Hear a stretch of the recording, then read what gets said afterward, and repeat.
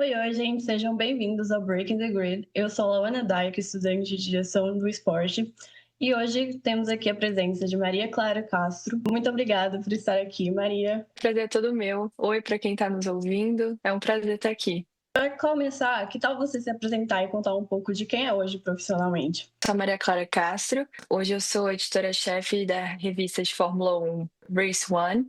Sou repórter de automobilismo para a revista Car Magazine Brasil. Comecei atuando numa agência de notícias e assessoria de imprensa. Curti, mas não era muito o que eu gostava. Assessoria de imprensa é uma arte que eu gosto de estar mais do outro lado, do lado do jornalista, digamos assim. Então, quando eu recebi o convite da Car Magazine, para mim foi o convite ideal, porque, bom, é a oportunidade de você procurar boas histórias, né? Histórias que valem a pena serem contadas. No mundo das corridas tem histórias de todo tipo, então vale a pena você investigar, né, esse campo. E aí as coisas foram acontecendo. Eu comecei como repórter de Fórmula 4 Brasil, depois fui evoluindo, comecei a cobrir Fórmula 3, Fórmula 2 e tive a chance, né, de cobrir Fórmula 1, é uma coisa que é o meu escopo principal hoje em dia. E agora eu tenho esse desafio em mãos de ser editora, né, de uma revista. Então toda a parte de editorial mesmo, assim, de curadoria de informações, o que que a gente vai dar, o que que a gente não vai dar, qual pauta passa para qual repórter, enfim. É toda uma questão de decisão e, pelo que eu vejo, assim, da minha trajetória, cada passo galgou espaço para eu alcançar essa posição de ser quem decide, né, as coisas. Antes de falarmos sobre o automobilismo, vamos voltar um pouco e falar sobre a sua formação acadêmica. O que despertou a sua paixão pelo jornalismo e levou você a seguir esse caminho profissionalmente? Na verdade, a minha vida profissional e acadêmica, elas andam muito juntas, porque eu comecei trabalhando e aí depois que eu fui fazer a faculdade de jornalismo. Quando eu terminei o ensino médio, eu entrei na faculdade de Relações Internacionais, e que eu cursei por 2 anos, mais ou menos. Em 2021 foi quando eu comecei as minhas primeiras experiências com automobilismo. Ir para autódromo, ir para cartódromo, começar a cobrir eventos, conhecer pessoas. E o que mais chamou, assim, a minha atenção, o que me despertou, assim, um interesse e até uma identificação, foi a possibilidade de contar histórias, de me perguntar para onde é que todo mundo está olhando e por que para lá e por que não para cá? E se eu olhar para onde as pessoas não estão olhando?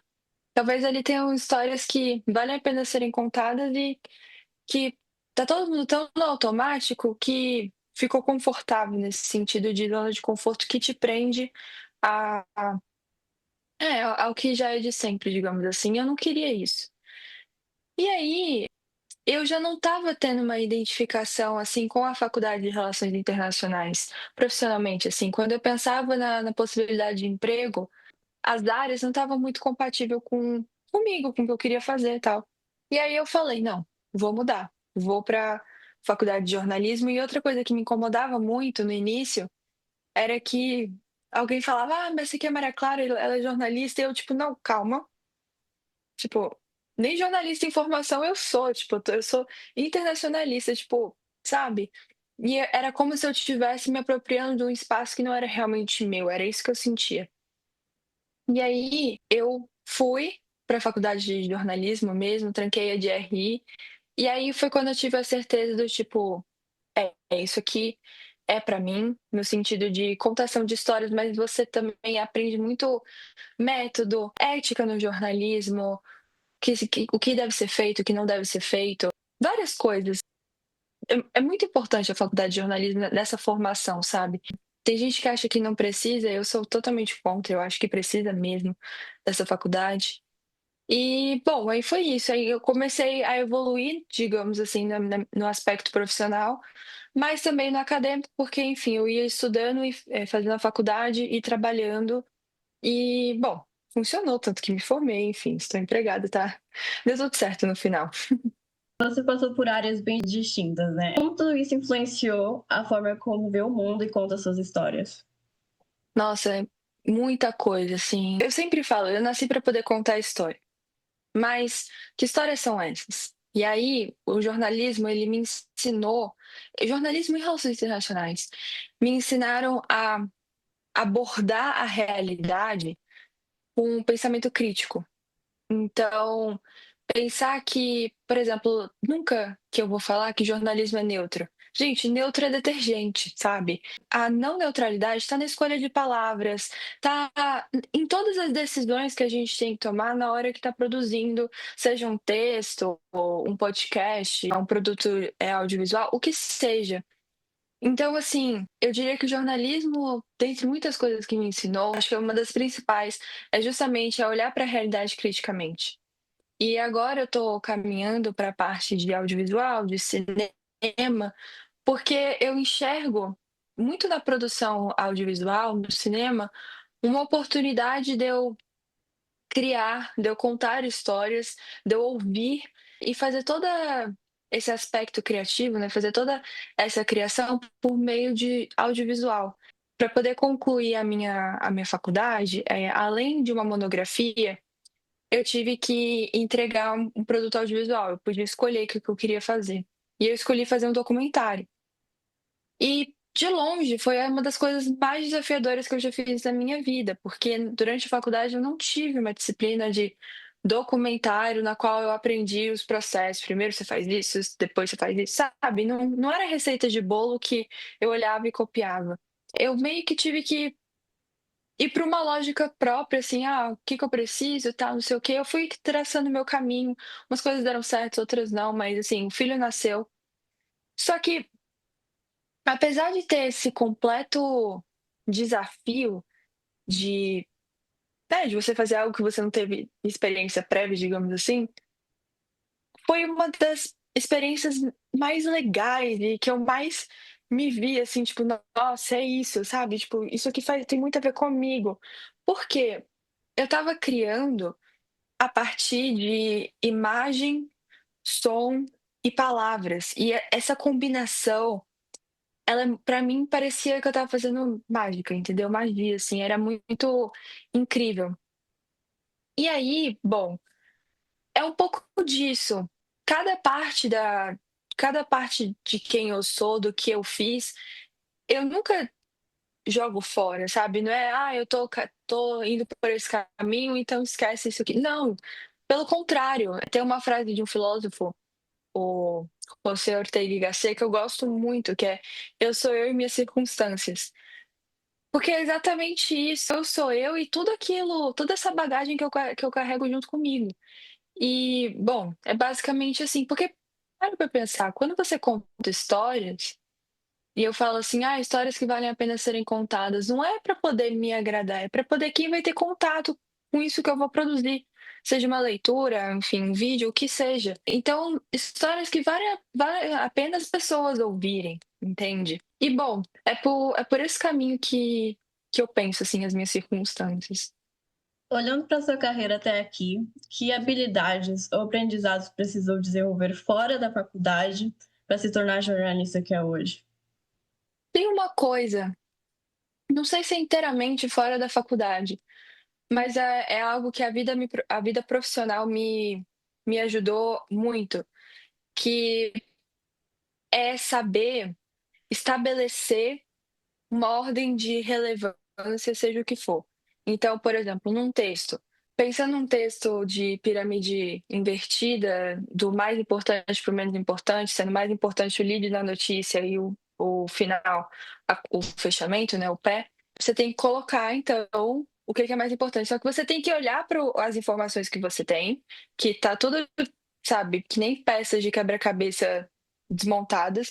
Tem que saber olhar e falar, tá, o que vai aonde, entendeu? E pensando também, por exemplo, no na revista que eu edito. Poxa, a revista inteira é um emaranhado de pecinhas de quebra-cabeça que eu também tenho que montar. E aquela coisa, o que que é relevante? Aí tem vários padrões que você pode. É relevante para para mim, é relevante para o meu grupo, é relevante para o público-alvo? Resposta: público-alvo. Então, assim, essa leitura de cenário e estabelecimento de ordem, de prioridade, digamos assim, de relevância, isso foi algo que eu diria que a vida profissional realmente, assim, me ensinou. A faculdade, ela pode ter tentado ali de alguma forma, não consigo pensar, assim, algo direto, mas quando eu penso em vida profissional, esse é um ensinamento que eu olho assim, não, foi o dia a dia de trabalho que me trouxe essa habilidade, sabe? Que conselho daria para estudantes que querem direcionar a formação para atuar em jornalismo? Seja curioso e sempre pergunte por quê. Acho que essa é a habilidade profissional e principal, né, que um jornalista bom deve ter. E também ser muito observador, entender a dinâmica, ser sempre a pessoa que mais escuta do que fala. Porque jornalista, ele apura primeiro, sabe? Ele checa a informação. Só que como é que você vai checar se é você que está falando toda hora? Entende? Isso. Então, acho que em primeiro lugar, ser curioso, sempre perguntar o porquê, mas também saber calibrar o ouvido, ser uma pessoa observadora e sempre checar a informação. Toda vez que surgir uma oportunidade, eu penso que vale a pena ir atrás. Porque você nunca sabe as pessoas que você vai conhecer e você não tem controle sobre o futuro. Então, assim, vai que você conhece uma pessoa que conhece outro fulano, aí tem uma outra oportunidade, aí ai, te indica porque gostou de você. Se você não levantar a bunda e sair de casa, você não vai desenvolver isso, sabe? Jornalismo também é totalmente conexão. Quantas vezes já não ouvi dos meus professores, ou em palestras, ou colegas meus falando: tenha um caderninho de contatos. Não adianta você ter a lista de contatos no celular. Tenha isso em mãos, sabe? Porque realmente é isso. Se você tem contato, você tem a possibilidade de você obter informação. E se você tem curiosidade, você já tem um ímpeto de ir atrás dessa informação. Então, eu diria isso. Acaba que também é aquilo de quem não é visto não é lembrado, né? Totalmente, totalmente. O jornalismo é muito disso. Passando para sua formação acadêmica, vamos avançar para o início da sua carreira no automobilismo. Como o automobilismo entrou na sua vida? Foi uma paixão antiga ou uma descoberta profissional? Acho que um pouco dos dois, porque, assim, é uma coisa que está presente na minha casa desde pequena, porque, assim, pensando na minha infância, assim, uma alegoria que vem é domingo de manhã com o cheiro do café da minha mãe e o barulho dos motores V10 vindo lá na sala, sabe? Então é uma coisa que era presente em casa nesse sentido, na televisão, né? Nunca como um esporte que eu ou alguém da minha família praticou. E também crescendo, eu lembro, só que pra mim era muito assim, o esporte do meu pai, sabe? Meu pai que acompanhava, assim. Eu lembro crescendo de ver o Vettel, né, ganhando os títulos dele e tal.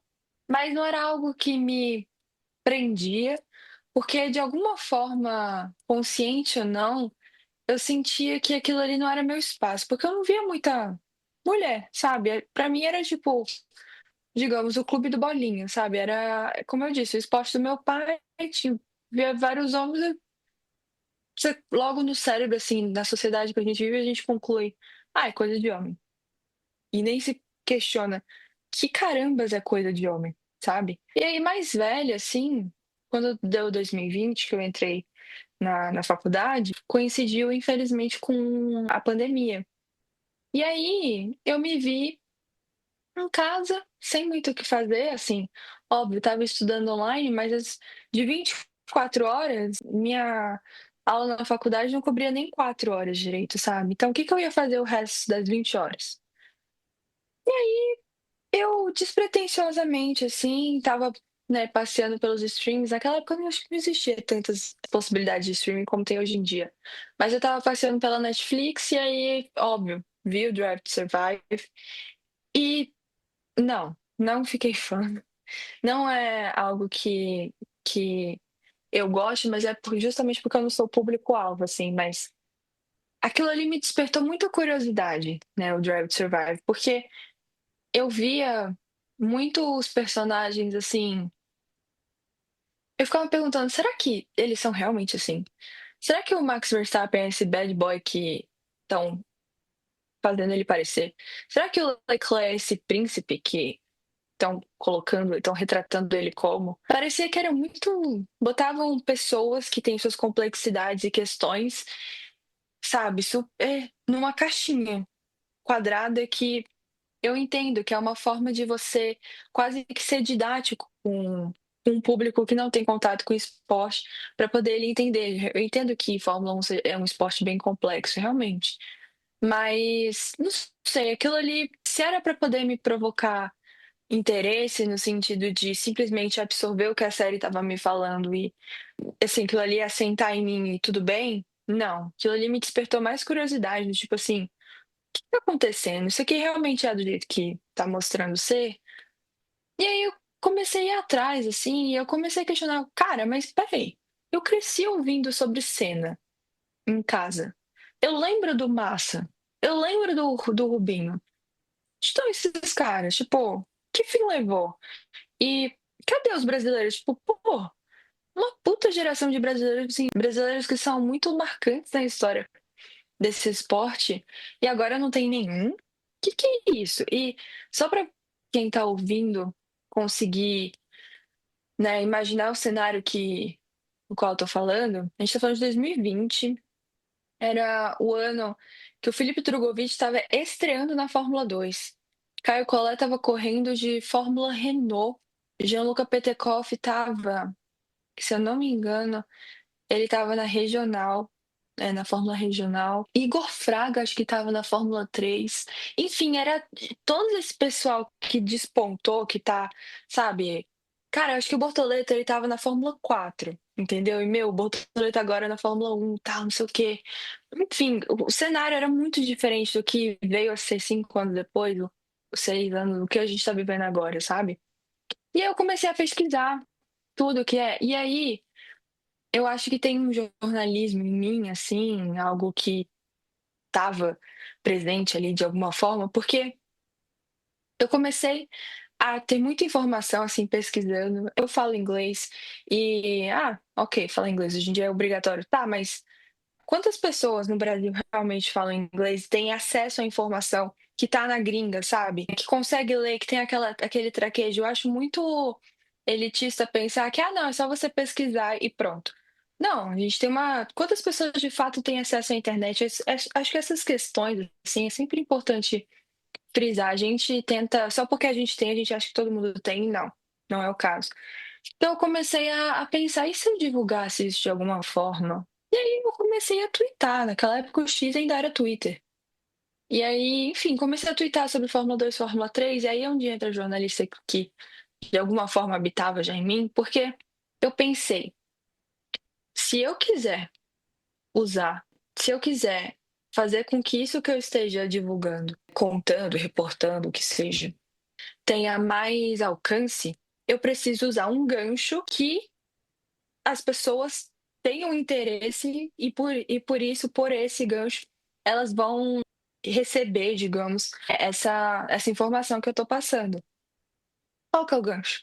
Os brasileiros nas categorias de base, que são a escadinha para a Fórmula 1. Então, por exemplo, Fórmula 2. Lia bastante sobre a Fórmula 2, tem sites muito bons, tem o Fórmula Scouts, tem o Feeder Series.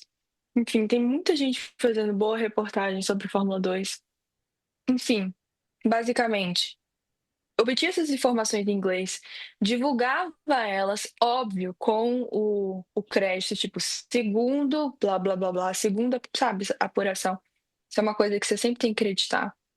E usava, tipo, quer saber mais? Assim, categoria de Felipe Drogovic, Fórmula 2, tem novo formato. Entenda mais sobre. Aí fazia um fio, uma thread no Twitter. Eu comecei assim, entendeu? Era algo que eu tinha um tempo livre, porque era pandemia, continuava estudando, e aí um dia eu recebi um e-mail de um jornalista, o Rodrigo França, e aí ele escreveu para mim que, enfim, abriu uma vaga de estágio na agência dele que ele queria me contratar. E eu achei uma loucura, porque, meu, eu era estudante de RI, e o máximo que ele tinha contato, assim, comigo, era pelos meus tweets. E aí ele falou uma coisa, que eu gosto como você faz a curadoria do seu conteúdo e você é muito didática na hora que você escreve. Você sabe pensar o que que é mais importante, o que que é menos importante. E eu, pô, obrigada. Enfim, comecei a trabalhar com ele. E aí foi quando, nessa agência, que eu tive as primeiras oportunidades de fato, mergulhar nesse meio. Você começou como um hobby que depois evoluiu para algo profissional. Isso, porque, assim, eu amo esporte, mas assim, se você colocar tênis de mesa, é que tênis de mesa hoje em dia tá alto, né? Mas assim, sei lá, xadrez, meu, o que for, eu vou assistir, sabe? Eu vou assistir. Eu gosto muito de esporte. Esporte é uma coisa muito presente assim na minha casa. Nossa, assim, eu tenho meu pai é essa pessoa com quem eu converso muito sobre esporte. Só que eu não sei, talvez seja pela formação assim dos meus pais e da família, assim, é tudo muito tradicional, sabe? Tipo, médico, advogado, sabe? Muito quadradinho. E aí, eu não sei, eu nunca tinha pensado em. Eu nunca olhava pra televisão e falava, eu posso estar ali. Ou pensava que existe um mundo de gente trabalhando pra aquela transmissão ali estar na sua TV, sabe? Não sei, e como eu tinha mulheres, mas não tanto. Então, nunca veio também na minha cabeça que aquilo ali era um espaço que eu poderia estar, entende? Mas o esporte, ele era algo que sempre, assim, sempre foi uma paixão. Não consigo me desvincular dele, jamais. Mas nunca foi também algo que eu olhava e falava, eu quero trabalhar com isso, porque eu também não imaginava essa possibilidade. Então foi muito orgânico, sabe? Eu fico muito feliz que isso me aconteceu, porque é algo que de fato eu amo trabalhar e eu amo trabalhar com isso. Esporte, nossa, ele é incrível, incrível. Mas de fato, foi assim, foi meio que, não foi premeditado, não foi um sonho que, eu quero. Não, porque eu nem cogitava essa possibilidade. Qual foi o primeiro passo estratégico que deu para se posicionar no meio?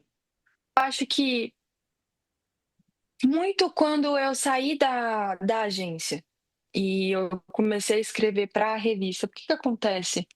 Quando eu ainda estava na agência, era muito assim, a Maria Clara dá, e aí complementava com, né, o nome da agência. Então não era nunca Maria Clara Castro, sabe? Era sempre a Maria Clara vinculada à empresa que ela trabalha. E quando eu mudei para a revista, eu eu comecei a ter essa liberdade. O que acontece? Meu vínculo com a revista era tipo de prestadora de serviço, eu era freelancer. Então, o raciocínio não era tão ligado, assim, diretamente Maria Clara da revista. Não, era tipo assim, é a Maria Clara. Ela tá aqui para poder para poder fazer reportagem. Ela tá aqui para poder contar a história, sabe? Eu comecei a ganhar a minha cara, sabe? Eu ser eu, sabe? Isso foi incrível. Para poder conseguir, enfim, fazer conexões no meio por eu mesma, sabe? Sem a pessoa, eu queria que a agência prestasse um serviço para mim. Tá, isso é legal, mas quando eu estava trabalhando na agência, mas e agora que eu tô comigo mesmo? Qual é a minha assinatura? Para que que as pessoas vão vir falar comigo? Vão me procurar para quê, né? E então acho que esse momento da transição da agência para revista foi quando quase que eu ganhei minha marca autoral, digamos assim. No início, houve algum momento de insegurança ou dúvida? Como é que lidou com eles? Totalmente. Eu não diria que o momento de insegurança ou dúvida veio na transição de relações internacionais para jornalismo. Isso é uma coisa que as pessoas sempre me perguntam: foi muito difícil você decidir?" Não, foi a escolha mais óbvia que eu tive na minha vida. Então não foi, o momento de insegurança não foi esse.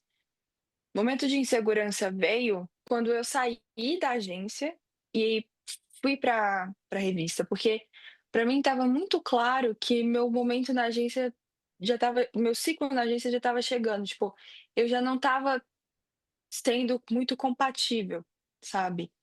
E aquela coisa, eu peço demissão, mas eu não sabe, eu não tenho esse outro passo tão claro, o próximo, assim, eu ficava me perguntando assim: "Eu vou largar esse pássaro sem ter outro na mão", sabe. Enfim, era uma coisa que me realmente me fez questionar se eu devia fazer isso ou não, mas eu estava me sentindo tanto assim: "Eu preciso encerrar esse ciclo para poder as outras oportunidades virem", que num momento de muita coragem, assim, eu encerrei, de fato, sabe.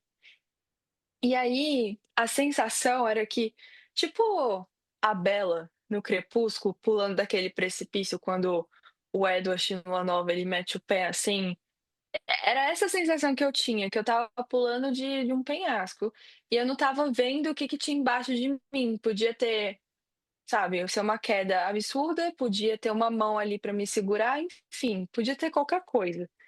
E, bom, graças a Deus tinha uma mão, assim, eu imagino, uma mão de Deus, enfim, que seja, ali para me segurar, porque a outra oportunidade veio. Nem demorou nossa, semanas depois, assim, o Luca Bassani, que é o editor o editor não, publisher da revista, ele me ligou e a gente fechou essa prestação de serviço, esse vínculo, digamos assim, e é algo que continua até hoje. Então, assim, mas precisou de muita coragem, muita reflexão, de muita escuta, eu entender o que que eu estava vivendo, seguir minha intuição. É um pouco assustador, porque às vezes a gente não consegue distinguir o que que é ansiedade, o que que é intuição, mas é aquela coisa, se você prestar atenção, se você ouvir bem, essa distinção vem, pelo menos para mim veio. O que te motivou a continuar a conquistar o seu espaço num ambiente tão competitivo quanto o automobilismo? Eu mesma, no sentido de, se você ficar olhando para o lado, você tá desprendendo energia e você está desperdiçando ela. Agora, se você sabe o que você quer, se você olha para frente, se o seu objetivo é melhorar cada vez mais, isso te dá, é quase que um sistema que você retroalimenta a sua energia, sabe? Você não fica se desprendendo com picuinhas, com coisas desnecessárias. Eu acho que isso me ajuda muito, porque é um meio que desgasta bastante, principalmente quando você é mulher, porque você vai ter que entregar, assim, 1000 vezes melhor, entende. Mas se você foca no seu, se você tenta toda hora se superar, isso é uma coisa que te ajuda. Claro que tem a questão de você botar a mão na consciência e falar: "Isso aqui tá me fazendo mal". Então é muito uma jornada de autodescoberta, assim, do tipo: "Estou fazendo o meu melhor", e você aceitar isso, e você também saber medir se é uma coisa que tá te beneficiando, se está te afetando positivamente ou se está te afetando negativamente. Se está afetando negativamente, procure ajuda, principalmente uma terapia. Mas comigo foi assim, eu comigo mesma: "Ah, entreguei esse trabalho. Ok, gostei do resultado? Gostei. Poderia fazer melhor? Acho que sim. Vamos tentar no próximo? Vamos". Mas é aquela coisa, e também saber ler os sinais em mim mesma, do tipo: "Dá pra continuar? Não dá? É isso aqui", e vai seguindo. Agora que entendemos essa entrada no automobilismo, vamos falar mais a fundo sobre as suas experiências profissionais que acabaram consolidando a sua carreira. Começando pela FF1, jornalismo, atuando como assessoria, social media e cobertura de eventos. Como foi esse início? Ah, foi muito bom, para poder justamente conhecer as pessoas, fazer conexões, entender como é que as coisas funcionam. Era o meu emprego de estagiária, foi realmente a posição que eu comecei.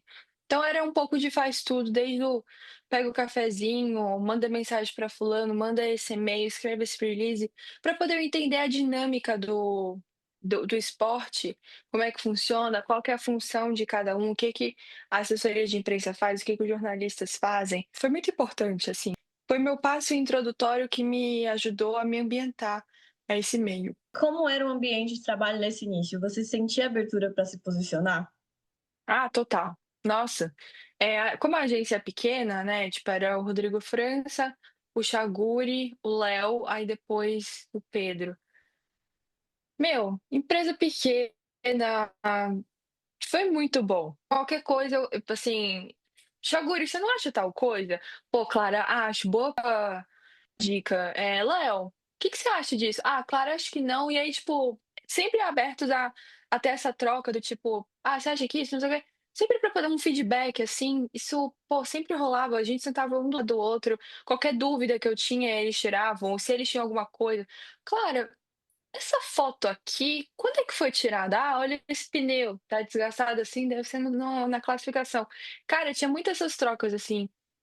Então, desde, sei lá, microposicionamentos, ah, eu acho que isso aqui, até, gente, eu penso isso, sempre abertos para poder ouvir.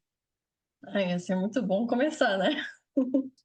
Você se sente muito Nossa, foi o começo dos sonhos. mais confortável, né? Posso contar só um bastidor? Pode, pode. Pra você ter noção, pra você ter noção de como eles eram queridos, queridos. Uma das primeiras vezes que eu fui pra Interlagos, eu tava naqueles dias, eu estava menstruada. E eu tava com uma cólica, mas uma cólica, aquela cólica que você soa frio, sabe? E eu sou muito fresca para poder tomar remédio que é grande. Assim, o Busco, acho que era o Buscofen. Ele era muito grande e eu não tinha levado. Você acredita que eles foram? Eu não sei se foi num, não sei se foi num Pão de Açúcar, numa farmácia. Enfim, eles foram lá do lado, tem um autódromo, né, pertinho de Interlagos. Eles foram. Eles compraram Buscofem. E eles compraram o iogurte de morango para poder eu conseguir tomar, porque se fosse água eu não ia conseguir engolir.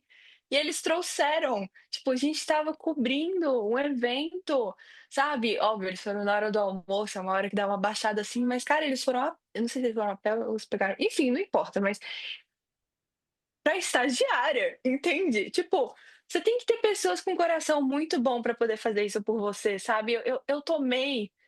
Mas eu acho que eu fiquei tão feliz, assim, a cólica passou totalmente, e eu sou eternamente grata a eles, entende? Então, assim, pra mim eu tive o início dos sonhos, porque, ai, 100% comens? Sim, mas olha com quem eu tô acompanhada, entende? Realmente foi, eu sou muito grata, assim, muito abençoada por Deus nesse sentido. Sim, foi uma atitude muito atenciosa da parte deles, né? Muito bonito. Uhum. O que aprendeu trabalhando com marcas e nomes importantes do automobilismo? Estratégia é tudo e entender público-alvo, metas, é super importante para você conseguir definir e alcançar os seus objetivos. Não adianta você ter, sabe, uma pessoa super famosa se você não sabe o que você faz com essa pessoa. Aproximar, distanciar do público, sabe? O que que você tá? Você tem, por exemplo, sei lá, Rubens Barrichello para você trabalhar com ele. Mas e aí, o Rubinho vai estar fazendo o quê? Ele só vai estar existindo no mundo e pronto? Não. Qual que é a meta que você quer alcançar? Existem muitas campanhas de sucesso, e insucesso você obviamente aprende muito com elas. E foi isso que eu aprendi. Você saber olhar o que que você tem, né, em suas mãos, o que que você pode, com o que que você pode trabalhar, com que ou com quem, e você, a partir disso, estabelecer, né, os caminhos e tudo. Então é algo que você foi desenvolvendo ao longo do caminho, né? Com certeza. E muita observação, né? Porque você acaba trabalhando quando você está começando, todo mundo vai ser mais experiente que você, né? Geralmente, eu não gosto de falar que é natural, porque eu tive uma aula na faculdade sobre naturalismo, construtivismo, mas o mais lógico, digamos assim, é que as pessoas que estejam com você tenham pouco mais ou muito mais de experiência que você. Eu diria que eu aprendi isso não foi numa aula sentada na faculdade com minha professora dizendo. Foi, mas também foi pelo acúmulo de experiências, observando, sempre observando, ver o que poderia dar errado, o que poderia dar certo, o que deu certo, o que deu errado. Sempre prestar muita atenção também aos feedbacks, até mesmo, digamos, a pessoa, a celebridade, enfim, com quem você está trabalhando. Acho que de todos os lados tem sempre o com que você aprender, sabe? Então é muito de autorreflexão, observação e saber ouvir o feedback das outras pessoas para se construir como pessoa e profissional. Totalmente. Pelo menos foi como é o que eu faço, né. Não sei se outra pessoa tem outra receita, mas pelo menos é isso que funciona comigo. De que forma essas experiências iniciais ajudaram a moldar os próximos passos da sua carreira? Acho que, por exemplo, a experiência inicial em agência me fez entender o papel, para que serve o assessor de imprensa, mas também me fez perceber que não é isso que eu quero fazer, que realmente era legal ser assessora, mas eu gostava da posição do jornalista, que era para quem eu estava. Por exemplo, se eu tinha o release, eu mandava para o jornalista. Eu preferia receber o release do que estar escrevendo ele, sabe? Mas é aquela coisa, pelo menos eu aprendi a fazer o release. Eu sei o que é um bom release, o que tem que ter no conteúdo. Então, assim, eu sempre penso que quando você vai traçar um caminho, às vezes você não sabe o que você quer, mas se você já tem certeza do que você não quer, isso já te ajuda muito, muito, sabe? E era isso, eu ia tendo as experiências, tá, gostei. Gostei disso, não gostei muito disso. Ah, eu estou sentindo falta disso. Então, essas impressões que eu tinha comigo mesma, era isso, eram objetos de uma autorreflexão que eu ia ajustando para conseguir pensar nos próximos caminhos, né. Eu não gosto muito de pensar, tipo, por exemplo, se alguém me perguntar: "Ah, o que que você vai fazer daqui a 10 anos?" Eu não sei, sabe. Eu acho que você pensar num curto, médio prazo, ok. Mas tem muita coisa na vida que precisa acontecer para você instalar esse método de refletir, ver o que eu gosto, ver o que eu não gosto, qual o cenário que eu tô, qual o meu cenário financeiro, preciso de mais dinheiro, não preciso de tanto dinheiro assim, sabe? Essas autoimpressões, elas são cruciais, pelo menos foram para mim, para poder eu conseguir aferir e começar a planejar os próximos passos, principalmente no início mesmo. Depois desse início na FF1, vamos falar da sua cobertura de um campeonato sul-americano de carro de turismo pela F1 Mania. Como foi cobrir o DCR South America, produzindo até 15 textos por fim de semana? Loucura! Mas era gostoso, no sentido de eu me programar. Acho que antes da temporada eu estudei muito, regulamento, tudo, para poder saber a parte técnica, mas também estudar no sentido de stalkear todo mundo para poder saber quem é quem. Então, quem são os pilotos, quem é chefe de equipe, quais são os mecânicos, sabe? Essas coisas. Se você saber o rosto da pessoa, ajuda muito. Eu sou boa de associar rosto e nome, enfim.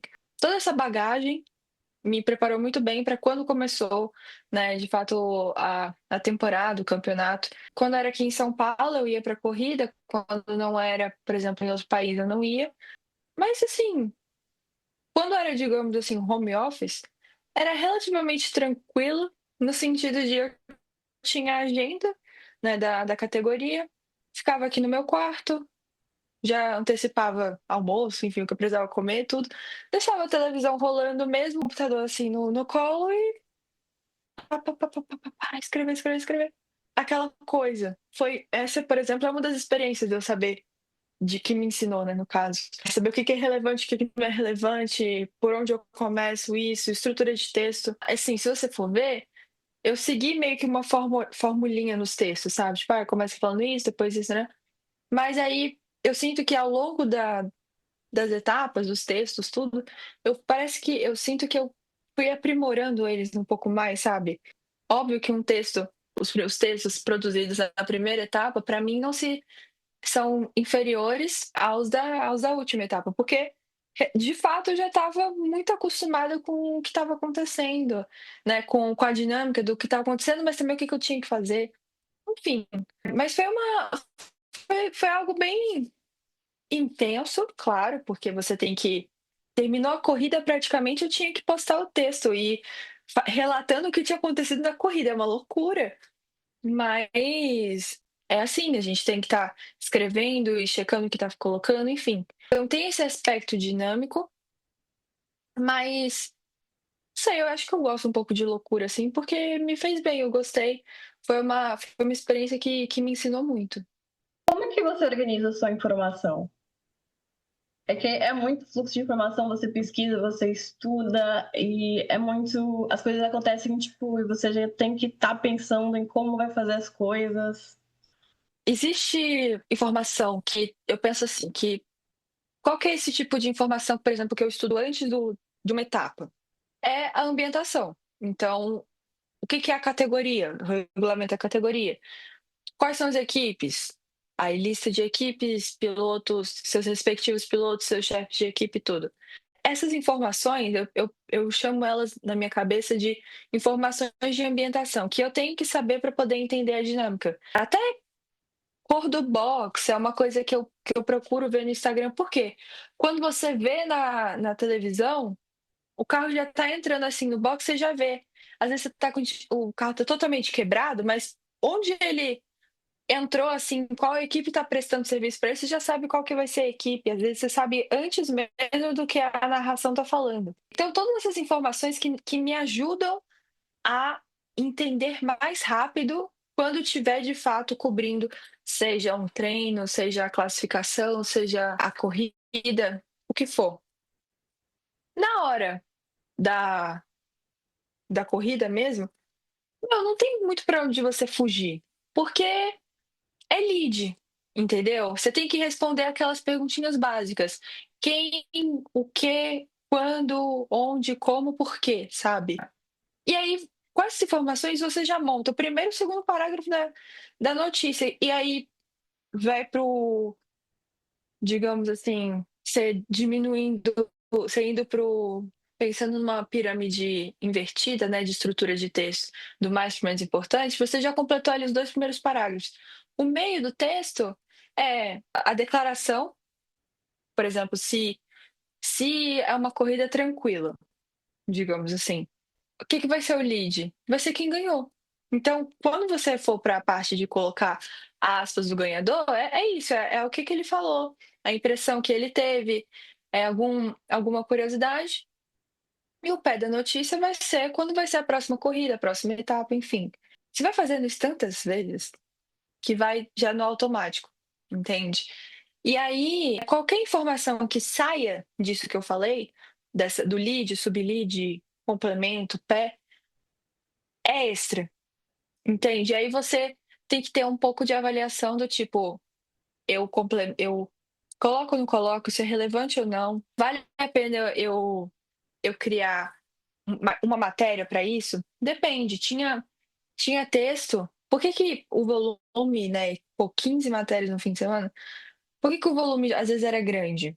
Porque era classificação era um texto, corrida era um, aí se era corrida longa, é um texto só, mas se era corrida um num dia, corrida dois no outro, dois textos diferentes. Então aí você já tem três textos. Mas pensa que na corrida tem o primeiro, segundo e terceiro. No caso do TCR, TCR, enfim, como você quiser chamar, tinha também troféu Trophy, que é a categoria de Gentleman Driver, enfim. O que eu tô querendo dizer com isso? Eu gostava de fazer uma matéria só sobre o segundo lugar, uma matéria para o terceiro, uma matéria para o Gentleman Driver. Eu tinha essa liberdade, assim. O site me dava essa liberdade de eu estabelecer o que eu quisesse criar ali de texto. Então, por isso que o volume. Mas é uma coisa, era tudo a partir de informações que eu obtinha, seja por meio da transmissão, contato que eu tinha no WhatsApp, que seja, ou indo no box quando eu estava presencialmente, né? Eu olhando para essa informação, tá, isso aqui eu posso completar no texto principal, que é o resultado treino, classificação ou corrida, ou isso aqui rende um outro texto que saia do principal. Era isso, era assim minha organização de informação. O que essa rotina te ensinou sobre agilidade, precisão e produção digital? Primeiro é você checar, checar, checar. Eu postava meu texto, eu relia meu texto. Porque não só erro de concordância, você pode ter trocado um nome, digitar o nome de alguém errado. A gente tem muito piloto que tem nome difícil e reclama se você digita errado, isso é muito importante. Mas eu diria que nesse ambiente ágil, você sempre tem que checar se você está fazendo certo, porque é isso. Agilidade e assim, pressa e acerto geralmente são meio que desproporcionais. Só que no jornalismo eles andam juntos, né? Principalmente quando é um jornalismo hard news. Então, eu acho que isso e essa coisa de saber estabelecer relevância. Olha para o público-alvo. O público-alvo quer saber sobre a corrida, então, informação sobre a corrida. Ah, o público-alvo gosta de impressões, gosta de saber bastidores, então você vai falar sobre a família do piloto. Ou tipo, ah, a esposa do piloto teve filho, trouxe a filhinha. Eles conversaram com jornalistas, né? Não um jornalismo de fofoca, gente, não é isso que eu tô falando. Tô falando que realmente tem pilotos que trazem a família, que conversam com jornalistas que gosta de que os pilotos gostam às vezes de mostrar o bastidor, ou seja, da família dele, e você tá lá, né, para poder cobrir. Então você tem que saber ler o, o ambiente e também se isso é relevante para o seu público, porque não adianta se seu público ele é muito assim cabeça de gasolina no sentido de querer saber sobre o carro, quase que que você entre no carro e mostre tudo. E aí você tá falando da família do piloto, cara, quem vai querer ler isso? Tipo, você tem, não fica, o tom não fica ajustado. Então, quanto mais você aprende a aferir o que que tá sendo requisitado, assim, isso de ambos os lados, né, dentro do box ou da parte do público, isso é uma coisa que essas experiências me ajudaram a entender muito, sabe? E, por exemplo, numa produção de conteúdo digital, principalmente redes sociais, se você não entende o que seu público quer, a plataforma, seja o algoritmo que for, ele não vai entregar. Então, acho que nesse ambiente, assim, foi o que eu mais aprendi. Alguma história ou cobertura dessa fase te marcou especialmente? Não diria, não, eu acho que assim, foi uma fase que eu conheci muita gente do automobilismo da América Latina, mas que não era brasileiro, entendeu? Tem muita equipe argentina, por exemplo, eu lembro que quando eu cobri, era a Scuderia Martino. Eu não sei se é o mesmo nome hoje em dia, eu acho que não. E aí poxa, eles estavam, tinha o Nacho Montenegro, ele estava dominando, acho que ele era rookie. E aí ele estava dominando a categoria e tal, então, tipo, porra, fiz muitas reportagens com ele. Eu lembro de uma vez que eu perguntei pra era, pô, isso faz tempo. Ai, mas eu lembro que ia ter um jogo da NBA, tava na fase de playoffs. E aí eu tava com uma blusa da NBA e ele me perguntou se eu gostava. Só que ele me perguntou, ele não falou NBA, ele falou como os argentinos pronunciam NBA, alguma coisa assim, de alguma forma que eu não entendi. Eu não sei o que é isso. Aí ele, sua blusa. Aí NBA. Ele, NBA, tipo americano, sabe? E enfim, eu tenho memórias disso, de conhecer muita gente que, enfim, Argentina, Uruguai. Isso é uma coisa que eu gostei. Eu não falo espanhol fluente, mas, assim, de longe, meu espanhol, ele fez, assim, uma curva para quem não tá vendo, né? Eu fiz a mão no sentido crescente. Meu espanhol evoluiu muito, porque, pô, você tá ouvindo toda hora, assim, eu já tava quase que misturando, assim, coach, enfim, com carro. Pô, mas aprendi muito, né? Então, nesse sentido, e eu tive a oportunidade depois de entrar para a categoria para poder ser produtora na parte do audiovisual. Então, coordenar a equipe de produção audiovisual, ou seja, os câmeras, cinegras, enfim. Só que eu não teria, nem conseguido essa oportunidade, eu não teria feito tão bem se não fosse por essa fase de repórter, para poder conseguir primeiro entender a dinâmica da categoria. Esse primeiro ano foi realmente assim maravilhoso. Aí depois, quando eu voltei como produtora, eu já estava acostumada, já sabia quem eram as pessoas, e aí foi isso, já sabia o que eu tinha que fazer. E Meu espanhol evoluir, enfim, minha conexão com as pessoas só aprofundar, porque aí entrou mais uma temporada. É, nesse sentido. Após essa intensidade digital, você também passou pela Folha de São Paulo. Como foi trabalhar em uma das maiores redações do país? Incrível. Na Folha, eu escrevi algumas matérias de esporte, mas eu era repórter de mundo, ou seja, do setor de internacional. Então, nossa, eu aprendi muito. Aquilo ali foi uma escola. Pra mim, foi, assim, melhor estágio de 6 meses que eu pude pedir na vida, porque tive pessoas que foram muito duras comigo no sentido de querer ensinar, mas eu sou eternamente gratas a elas pelo aprendizado, entendeu? E porque se é duro, de alguma forma, é porque elas realmente estavam querendo, se importavam com que queriam, né, que eu aprendesse. Então, foi muito bom. O que que eu fazia lá, né, só para as pessoas terem noção, assim. Tinha recentemente estourado a guerra Israel-Palestina. Eu entrei em dezembro de 23, a guerra estourou em 7 de outubro de 23. Então, basicamente, as agências de notícias, então Reuters, AFP e AP, mandavam alguns updates e, enfim, textos, como eles era, umas comunicações, enfim. Basicamente, meu trabalho era pegar essas comunicações, ver o que que o pessoal da madrugada já tinha dado, fazer esse overall, assim, e montar o texto para colocar na parte de updates. A Folha tem parceria com o New York Times e com o Financial Times. Então, eu, como repórter, tinha que pegar os textos que o meu editor tinha recomendado que a gente reproduzisse na Folha, e era meu dever fazer a tradução. Então, ler tudo, fazer tradução. Se quisesse recortar alguma parte, podia, só tinha que ter um olhar editorial para poder saber o que que era relevante ou não, e aí para poder fazer o corte, porque realmente, às vezes tem umas colunas do New York Times que são muito longas, mas assim, muito longas. Eu adorava, mas eu sei que tem gente que não lê tudo, entende? Então era. Aí foi um dos momentos que eu mais desenvolvi essa questão editorial para além do esporte, né? E aí, enfim, fazer esse recorte de texto.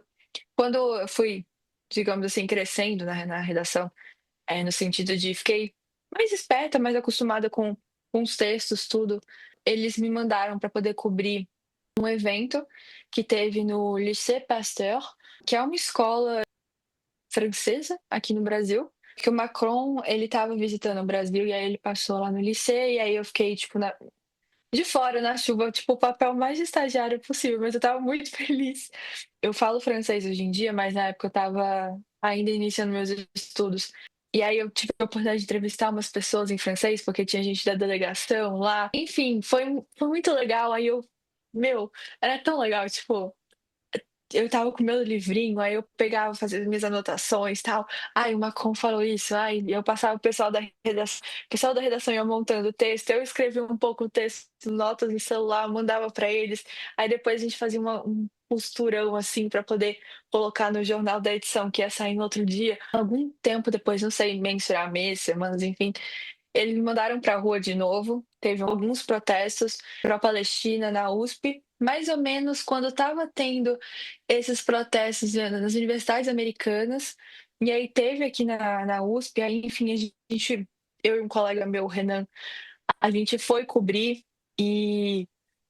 Nossa, é porque assim, eu acho que repórter tem que estar na rua. Eu entendo que às vezes você está no conforto da sua casa cobrindo, é uma coisa que nem eu falei, conforto da sua casa, é uma coisa confortável, mas é o olho no olho, é a impressão. A pessoa pode te mandar uma mensagem no WhatsApp falando, é isso, mas você olha no olho dela e você pergunta, mas é isso mesmo? Sabe? É o feeling, é o ambiente, é a energia, é o detalhe, é sensorial. O jornalismo ele é sensorial.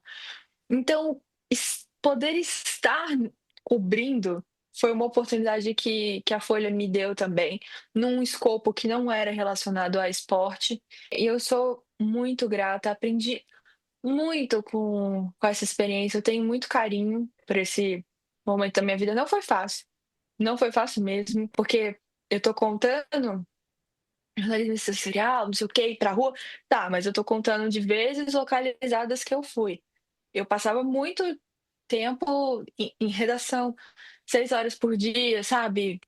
E, gente, esse momento foi muito intenso e eu tenho um extremo respeito por profissionais dessa área, assim, porque o que nos jornais aparecem com aquela tarja, né, do tipo conteúdo sensível, enfim, eu via sem tarja. Então, era diário. Você ligar o computador, você já via bebê morto, entendeu? Mãe chorando, tipo genocídio mesmo. E você, nossa, bom dia, passando café com genocídio na tela, entende? É de uma força e ajuda psicológica que você tem que ter, uma força psicológica que você tem que ter, e você também tem que pedir ajuda para poder saber lidar com essas coisas, porque é muito forte. E assim, na minha cabeça, eu pelo menos nesses momentos que alguma imagem me atacava mais, assim, que me doía mais, eram momentos que eu colocava na cabeça, tá, mas esse estágio ele é de 6 meses. Eu não sei se eu vou querer renovar. Então, eu via, entre aspas, luz no fim do túnel. E os meus colegas, sabe, que não, entende? Que eles realmente eles estavam ali empregados, não era o mesmo caso que o meu. Eu ficava toda hora pensando nisso, não é uma tarefa fácil, entende? Mas que me ensinou muita coisa. Eu engoli o manual da Folha que você recebe no primeiro dia. Então, assim, hoje em dia, às vezes eu nem consigo muito ler Folha, porque se algum texto está fora do manual, eu já penso, ai, tem que corrigir. Enfim, então são vários ensinamentos, desde uma perspectiva de backstage, né, do dia a dia ali da informação, até uma perspectiva mais reflexiva, enfim, teve um pouco de tudo, mas essa experiência, assim, eu sou muito grata. O que mudou na sua forma de apurar e lidar com informação ao trabalhar com temas tão sensíveis e complexos? Eu acho que pluralidade, você saber lidar com as diversas perspectivas, mesmo que você não concorde sempre com elas, você respeitar, acho que, principalmente nesses assuntos sensíveis, assim, envolve muita dor. Então, você tá mais no lugar ali de ouvir do que no lugar de falar para aquela pessoa, seja lá o que for. Você tá ali para poder ouvir. Você tá ali para poder apurar a informação que ela tá te passando. E depois, você com o seu editor, você vai ver o que que vale a pena dar, o que que não vale a pena dar. Tem muita questão de a gente tem que pensar que jornais são empresas. Então, é muito ingênuo você pensar que, ai, é só para poder você contar essa história, você está fazendo um bem maior. Claro, você pode ter a melhor intenção do mundo, mas existe um interesse privado. Você pode estar escrevendo a melhor reportagem, a reportagem mais revolucionária da sua carreira, é a história incrível, sua apuração perfeita. Nossa, incrível. Se o SR, que é o dito de redação, ele falar que não, infelizmente é não. Claro, você pode pedir demissão e publicar por si mesmo. Problema seu. Que a apuração é sua. Mas são muitas emaranhados, assim, sabe? Mas eu acho que principalmente em temas sensíveis, era algo que eu já tinha, mas eu nunca tinha lidado com um tema tão sensível assim. E é, você ter esse poder da escuta, às vezes as pessoas só querem ser ouvidas. Ali pra estar ali com ela, sabe? E é isso, você ouvir, acho que é o que mais. Porque método, checagem, você aprende. Você aprende a fazer, seja na faculdade ou onde for. Mas você ouvir, você às vezes precisa lidar com os temas desse tipo para poder você realmente, sabe? Voltando ao esporte, como foi participar no especial de 30 anos, Ayrton Senna? Ai, foi tudo, tudo. Foi muito legal. Eu sabia que ia ter, né? Como o Instituto é um parceiro da agência que eu trabalhei lá no início, a gente sempre tinha na cabeça assim, ó, daqui a tal ano vai ser 30 anos, 2024 vão ser 30 anos do Ayrton, infelizmente que ele faleceu, tal. Então é uma efeméride que eu já tinha na minha cabeça. E aí eu entrei em 2024 e foi tipo assim, feliz ano novo, eu assim, meu Deus, ano da efeméride, a gente precisa fazer alguma coisa.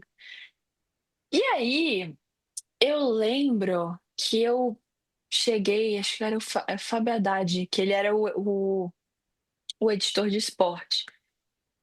E, enfim, eu já tinha pautado ele sobre uns outros textos de esporte e tal. E aí eu falei, Fábio, eu lembro que a gente conversou, que eu não lembro especificamente quem foi que propôs, só lembro que ia, e eu falei, quero escrever, quero fazer parte, posso, por favor. Aí eu falei, e se eu conseguir uma entrevista com a Viviane Sena? Aí ele, nossa, sério? Você acha que você conseguiria? E como eu tinha o contato por meio da minha experiência com a agência, enfim, foi só algumas mensagens por WhatsApp. E aí eu falei, olha, consegui contato com a assessoria dela, acho que dá para poder rolar a entrevista. Vários e-mails depois, finalmente rolou essa entrevista. E aí eu acabei fazendo entrevista com ela, com a Paula e com a Bianca. Eu não lembro, não foi uma entrevista, por exemplo, assim, mas eu lembro que ela me passou algumas mensagens, alguma coisa nesse sentido. E já deu para fazer coisas maravilhosas, porque a entrevista com a Viviane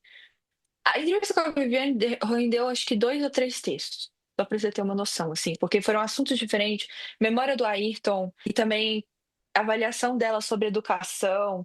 Ela é formada em psicologia, então assim, uma entrevista muito diversa. E foi assim que eu planejei. Quando eu estava planejando a entrevista, eu não queria falar, olha, seu irmão morreu. Pelo amor de Deus! Eu entendo que ele não está mais aqui e que ela é uma boa fonte de para poder falar sobre memórias dele, mas ela não é só isso. Então, quem que é essa pessoa que eu tenho na minha frente? Por que que ela também é importante para mim, para além do Ayrton? Mesma coisa a Lalali, a Paula. Eu já a conhecia de outros eventos. Fiz a entrevista com ela, queria entendê-la como artista, porque ela fez o busto do Senna lá em Interlagos. E aí foi isso. Também, entrevista super diversa, consegui aproveitar. E, gente, como eu me diverti escrevendo esses textos, e o privilégio que eu sentia, porque o Ayrton é alguém que eu admiro, não tem uma vez que eu não veja documentário sobre ele, que eu não chore. E que pessoas incríveis que eu pude entrevistar, e enfim, eu pensava, nossa, eu tô trabalhando para a Folha, poxa, eu tô escrevendo sobre o Ayrton num especial de 30 anos, num dos jornais mais relevantes do país, que privilégio, sabe? E aquilo ali me dava um gás e me sentia tão inspirada, e o conteúdo que eu tinha a meu dispor também era importante, sabe? Aí eu falava, nossa, isso aqui tem uma história que vale a pena ser contada, então tudo fluiu muito, muito bem, sabe? Eu mandava os textos, seja para o Fábio ou para a editoria da qual o texto se tratava. Enfim, eu mandava para os editores e uma sensação de que trabalho bem feito. Nossa, eu gostei. Modéstia à parte, eu gostei. Estou feliz comigo mesmo, assim, estou orgulhosa, sabe? Foi um momento, não sei, marcante para mim, mas acho que principalmente no sentido de sentimental, sabe? Acho que significou bastante para Maria Clara, que acompanha, gosta tanto de esporte e tem uma admiração eterna pelo Senna. Voltando ao Arts of America, na parte da produção agora, como foi assumir o papel de coordenação da produção de conteúdo? Uma loucura, porque antes essa pessoa, pelo que me falaram, não existia essa, essa posição, pelo menos da parte do time do Brasil. Porque o que acontece? Tinha a parte do time do próprio TCR, né? E a maioria era argentina, mas quando chegava aqui no Brasil também tinha uma equipe de Brasil e aí eles tinham que conversar, os argentinos tinham que conversar com o pessoal da equipe do Brasil. E é aquela coisa, o pessoal de comunicação que falta comunicação. Então, assim, eu cheguei com o meu papel sendo conectar esses dois grupos, saber, entender o que que um quer e o que que o outro consegue realizar. Porque, ah, não, eu preciso de uma GoPro no carro do fulano que não sei o quê. Peraí, GoPro? De quem vai ser a GoPro? Porque não é da categoria. Então vai ser de um Cinegra. E se acontecer alguma coisa com essa GoPro, que vale mais que a nossa vida junto? entende? Mas e a pergunta principal: para que é a GoPro? Ah, eu quero ver uma volta do fulano. Tá, aí você quer ver uma volta do fulano, para quê? Entende? Você entender de fato as demandas, porque comandos é uma coisa, mas para que tem atrás desse comando? Sabe, por que esse comando ele existe? E da parte do pessoal da equipe, o que é realizável, o que não é realizável, o que dá para poder fazer aquele esforcinho para poder fazer, sabe? Você entender a dinâmica de cada um e conectá-los. Essa foi, assim, minha atividade principal ali. E foi o que eu fiz, e aí, enfim. Mas foi ótima a experiência prévia no TCR como repórter, porque como eu já entendi a dinâmica da categoria, agora era entender só a dinâmica interna. Não precisava aferir interno e externo, sabe? Já tinha esse repertório comigo. Como você se posiciona para liderar o seu ouvido num ambiente tão dinâmico? Como coordenador, eu acabo virando alguém como referência, entende? Então, é simples. Se não ouvir o que eu tenho para poder dizer, o trabalho não rola, entende? As demandas a gente não consegue dar conta delas. E então, assim, eu era aquela pessoa que a gente precisa entregar essa entrega aqui para esse patrocinador. Tá. O que precisa ter de conteúdo nesse vídeo?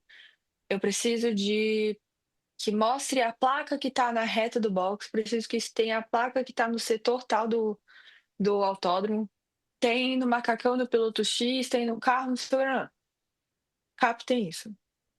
Captou? Ok, eu nem olho. Loga, joga na edição.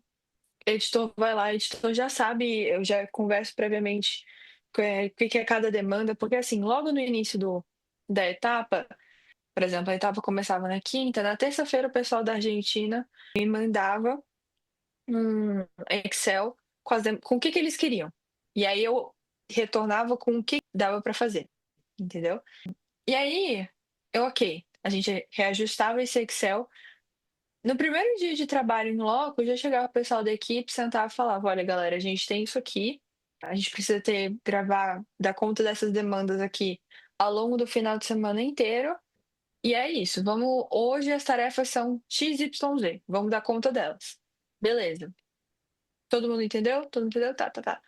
Dúvidas vinham a mim. Então, assim, não era difícil de me ouvir, até de me impor, digamos assim, porque é uma galera que eu já conhecia, tipo, de outros trabalhos, e porque eu era realmente a pessoa que decidia, que falava, é isso, não é isso, tal, tal, tal, tal, tal. Então, vinha, não sei, quase que organicamente, né?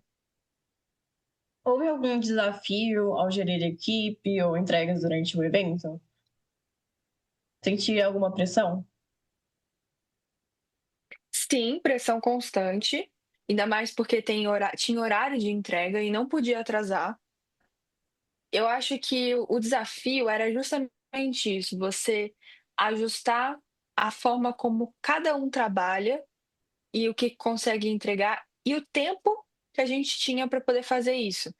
E às vezes até o tempo do maquinário, por exemplo, pô, o vídeo está pronto, falta 30 minutos para o tempo de entrega, mas pô, a internet não tá ajudando, então o vídeo está demorando para renderizar, então eu também pensava nisso. Então, eu sempre colocava para minha equipe, por exemplo, tinha o horário da entrega, eu colocava para eles, tipo, 1 hora antes para eles me entregarem. Então, se a entrega era para 5 horas, eles tinham que me entregar às 4. A gente tinha um horário de 1 hora de margem para um vídeo que não está renderizando muito rápido, alguém que, sei lá, teve algum problema e demorou para poder captar alguma coisa, demorou para poder editar.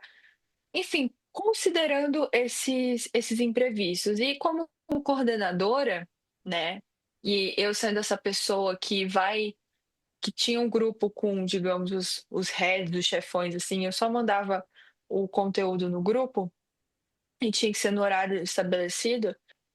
Se alguma coisa desse errado na minha equipe, o problema eu que ia ouvir, entende? Então tinha coisas que eu blindava totalmente eles, no sentido de: "Não, isso aqui é minha equipe, eu que sou a líder, eu que vou levar e qualquer coisa eu passo um feedback para alguma pessoa especificamente". Mas era isso, então, por conta desse do meu papel de liderança, tinha essa questão de pressão, né, pressão toda hora do cada vez que você conseguia cumprir o prazo de uma entrega era, ufa, na sensação de terminou o final de semana, a gente conseguiu dar conta das entregas, nossa, isso era a melhor coisa, porque querendo ou não, nós éramos as pessoas que primeiro chegavam no autódromo e as últimas a saírem praticamente, a gente e o pessoal da produção do evento, claro. Então eu diria que sim, pressão, mas assim, a pressão natural, entre aspas, a pressão lógica que está imputada nessa posição. Além da produção, você também se destacou na atuação editorial na Car Magazine Brasil. Como surgiu a oportunidade de se tornar editora-chefe na Race One? Então, eu já estava na CAR, como eu fiz a minha trajetória de repórter de automobilismo na CAR, F4 Brasil, Fórmula 3, Fórmula 2, Fórmula 1, quando surgiu a ideia de uma revista exclusivamente de Fórmula 1, pro publisher, né, da revista, era lógico pelo menos me considerar para estar no time. E aí ele foi muito claro comigo, assim: "Olha, eu quero alguém jovem. Não adianta eu colocar alguém da minha idade ou por volta da minha idade, porque vai pensar esse conteúdo". Revista já não é algo que é tão jovem assim, as pessoas acham. E aí você coloca alguém mais velho para poder colocar, não é tão lógico que essa pessoa consiga ter um traquejo de comunicação com a geração Z ou até a geração mais nova que a minha, né. E eu falei: "Ok", tipo, achei uma loucura, pra ser bem sincera, porque uma posição muito forte, eu fico até uma questão que eu trato com o psicólogo, porque eu fico: "Ah, eu sou editora de uma revista".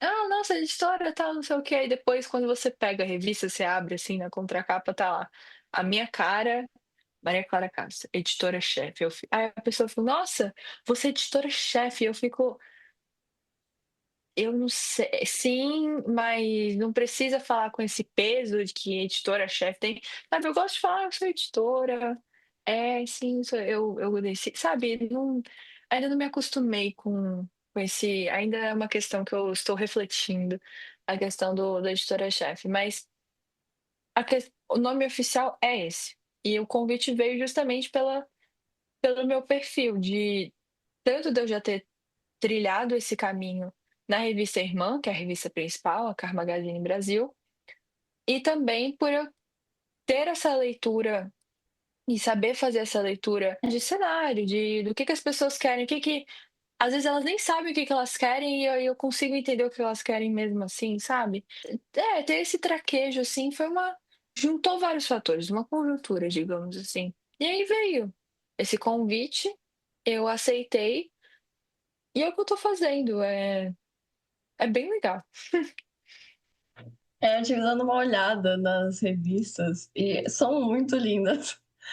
Tipo, Ai, aqui obrigada. tem também sobre automobilismo, mas não tem nada a ver. E essa questão de a idade da pessoa que está coordenando a edição dessas revistas faz muita diferença, porque eu acho que as revistas da Racing One são muito mais apelativas para o público mais jovem do que propriamente as que tem aqui em Portugal. Eu sinto que é mais para um Uhum, público mais amadurecido. E uhum, para mim, pelo menos, eu já não acho tão assim chamativo. Mas eu achei sim. lindas as edições. Queria Ai, muito que obrigada. tivesse. Eu queria muito que tivesse aí também, inclusive era uma coisa que, eu converso com o publisher da gente levar a revista para mais lugares, inclusive para Portugal, porque, tipo, a filha dele mora aí, a Laura. E aí ele estava falando: "Eu vou colocar a Laura para poder distribuir essa revista aí em Portugal, tá, não sei o quê". Falei: "Luca, não adianta você falar, você tem que fazer, né. Vamos trabalhar nisso". Mas nossa, meu sonho. E sobre, esse aspecto da revista, ele não é para, claro, pessoas mais velhas leem, Não, mas quando a gente faz a revista, não é para eles que a gente está pensando, principalmente em termos de linguagem, de decisão de qual matéria emplaca. Até na, no meu texto, quando na carta ao leitor, né, digamos assim, eu assino sempre boa leitura best. Tipo, isso nunca vai ser para uma geração atrás dos millennials, que eu não sei quem é. Sabe? Não, best eu tô falando com, tipo, sei lá, imagina eu fazendo um vídeo no TikTok e eu falaria, tipo, hey Bessie, tipo, é uma coisa que é jovem, entende? Quando eu tô escrevendo, eu fico pensando, ai, qual que é a informação relevante, qual que é imagem, texto, como é que a gente faz isso? É uma coisa que é para ser jovem, sabe? Eu me sinto editando a capricho, só que é de, sei lá, de Fórmula 1. Quais são os maiores desafios de liderar uma produção editorial e que tipo de líder você busca ser dentro desse ambiente? Compreensiva e que traga, assim, evoque o melhor das pessoas em seus respectivos trabalhos, nas suas respectivas posições. O desafio sempre tem a questão, por exemplo, financeira, o que que dá para poder a gente fazer, o que que fica legal. Eu diria que isso, e acho que a dificuldade principal, pelo menos no primeiro ano, foi estabelecer uma rotina de produção. Então, tem a reunião de pauta. Vamos fazer isso, comunicar a todos do grupo para poder estar todo mundo alinhado. Beleza, as pautas estão estabelecidas, cada um está com a sua? Sim, vamos começar a apurá-las. Fazer um calendário, né? A primeira edição, porque não tem como você fazer uma edição, você terminou a edição, agora a gente vai começar a pensar outra. Não, porque uma tem que estar bem casada com a outra, às vezes tem algum evento especial, morte, aniversário, aniversário de título, enfim. Isso você tem que estar com isso mapeado. E isso tudo vem na reunião de pauta. Então, é, eu fui uma dessas pessoas que a responsabilidade era estabelecer esse fluxo. Acho que principalmente no primeiro ano da revista, essa foi a maior dificuldade, a gente entender que a nossa equipe é pequena, então a gente entendeu o que que a gente conseguia fazer e quem era quem. Então, texto está pronto, manda para quem? Manda pro Caio, Caio que vai revisar o texto, beleza. Caio revisou o texto, manda pro Edgar, que é quem é o cara da arte, né? Nosso designer, ele que vai colocar o texto. Beleza. Tá aplicado o texto? Manda para Maria Clara. Maria Clara vai ler o texto. Já aplicado na arte. Vou ver se a aplicação da arte foi bem feita. Vou revisar a revisão. E aí eu sempre. É coisa minha, eu gosto de mandar pro repórter, porque às vezes ele pode ter algum detalhe que, como foi ele que escreveu o texto, que ele queira ajustar, enfim. Um terceiro olhar não vai mal, sabe? Aí manda, enfim. Acho que é. E nesse processo, pensar o fluxo, justamente, o que melhor funciona para o grupo, mas também pensar na individualidade de cada um, ritmo de trabalho de cada um, processo que cada um vem, porque cada pessoa tem seu repertório, né? É isso. Agora eu lembrei que quando eu estava pesquisando sobre a sua carreira, eu vi que você conseguiu uma entrevista com o Carlos Sainz. Como foi? Nossa, foi uma longa troca de e-mails. Foi assim, a gente estava sentindo falta, claro, com o Gabriel Bortoleto é relativamente fácil a entrada, a comunicação com ele, porque ele é brasileiro, sabe? E, assim, eu cubro o Gabriel há muito tempo. Eu fiz uma entrevista com ele em 2023. Assim, ele na Fórmula 3, foi na etapa de Mônaco. Assim, é uma história muito boa, assim, porque ele tava lá, eu fui pra lá cobrir pela Car Magazine, foi quando ele me conheceu, e assim, totalmente diferente do circo que é a Fórmula 1, porque a Fórmula 3 realmente ela é rústica, entende? Os boxes, eles são de sabe, é uma tenda mesmo, a gente fez a entrevista sentada numa cadeira de praia, sabe, o mar de Mônaco atrás, puta vibe, mas assim, não era essa coisa da Fórmula 1, sabe, esse luxo todo.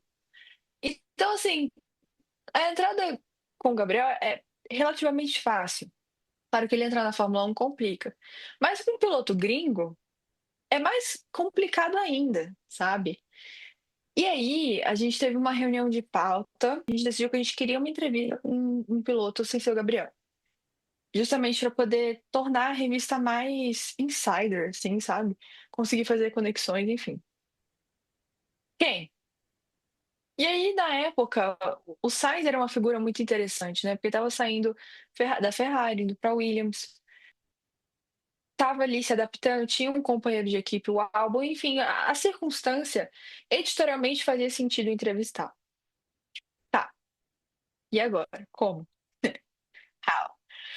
Aí, aquela ponto de conexão. Um dos fotógrafos da revista trabalhou com um fulano que trabalhou com uma fulana, que aí ela trabalha na Williams, ou trabalhava, pelo menos na época que eu fiz a entrevista, trabalhava. Aí eu entrei em contato com ela, aí ela me respondeu, falou: "Querida", e ela me passou o contato do pessoal da mídia, da Williams, e aí que me passou o contato com a PR.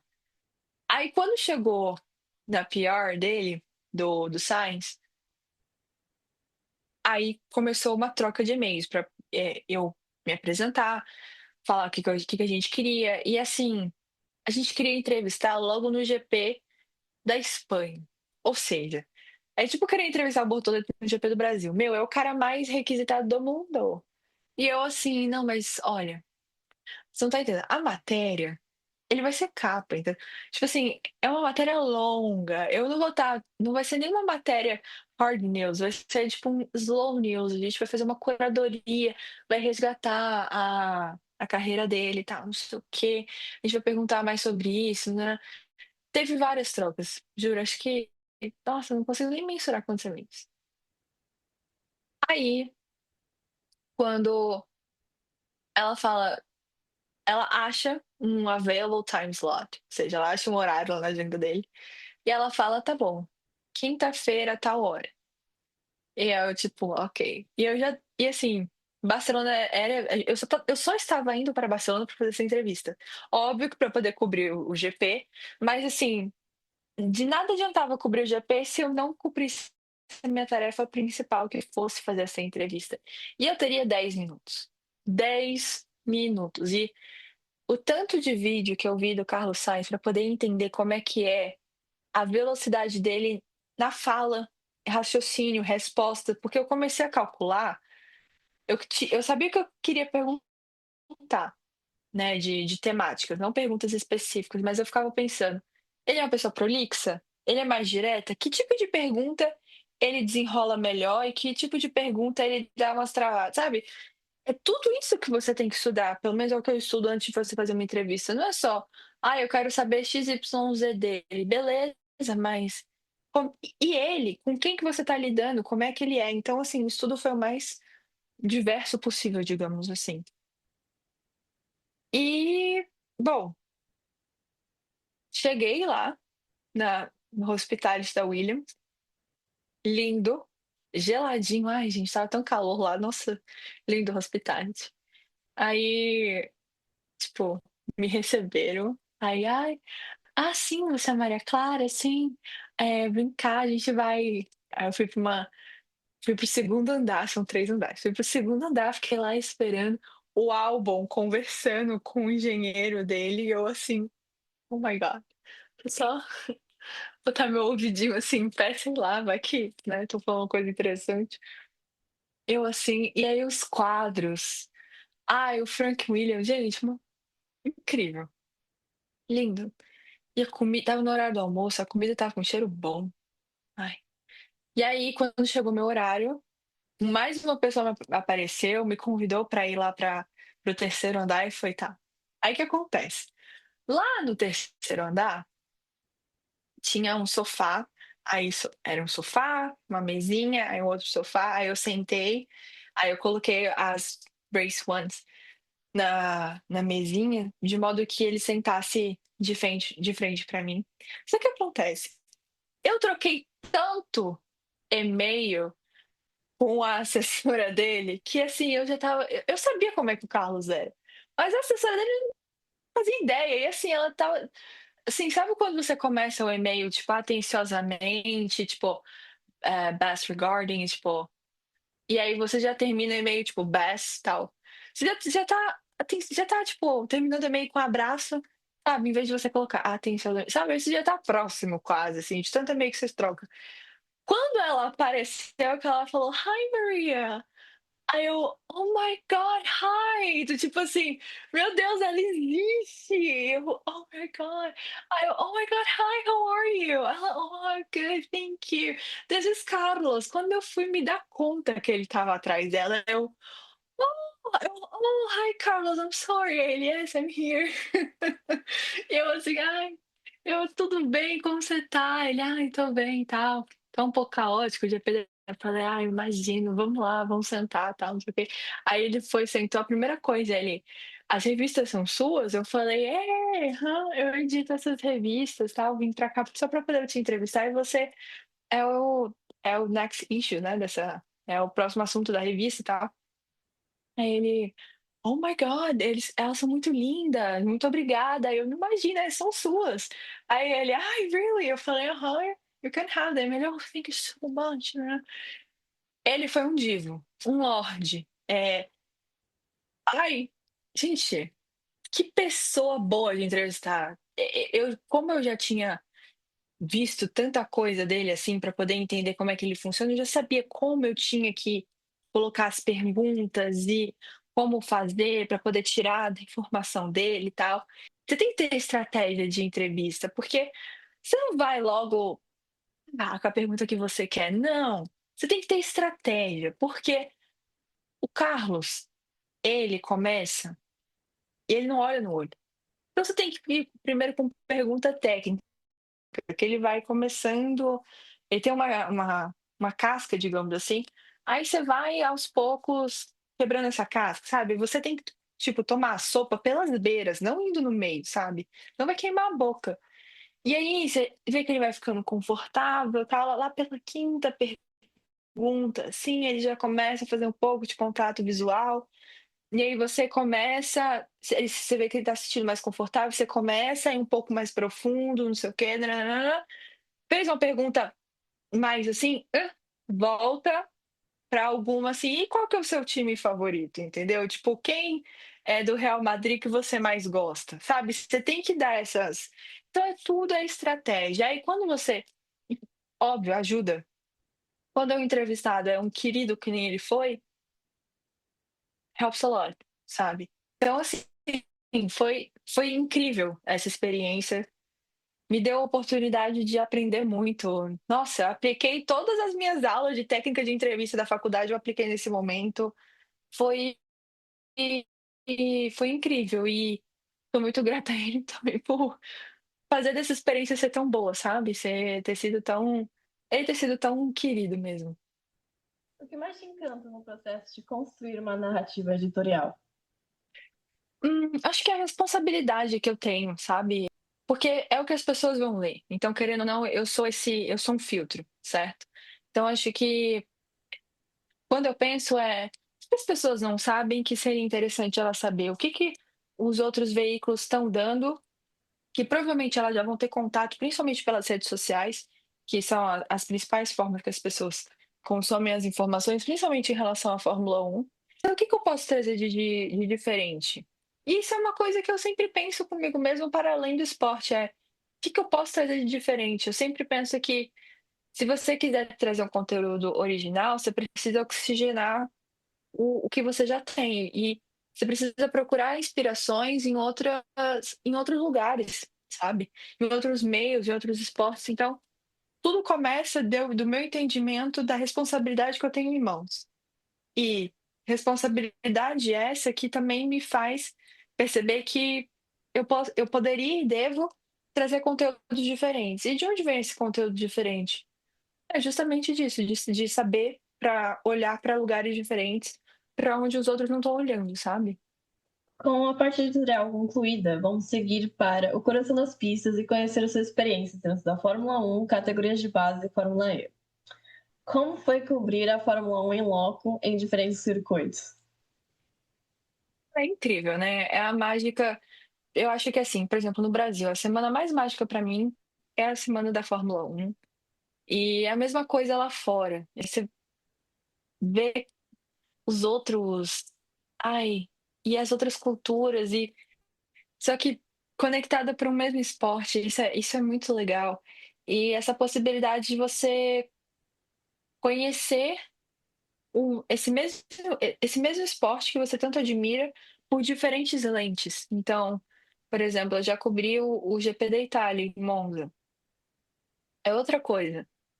Você vê de fato os tifosi. Isso é uma coisa que a gente vê pela TV, mas ganha uma outra dimensão quando é lá, sabe? É aquela coisa, só estando lá para poder saber. E realmente é isso. Mesma coisa para GP de Mônaco, por exemplo, tem outra vibe, tem uma vibe meio Grace Kelly, assim, é uma vibe, ai, tipo,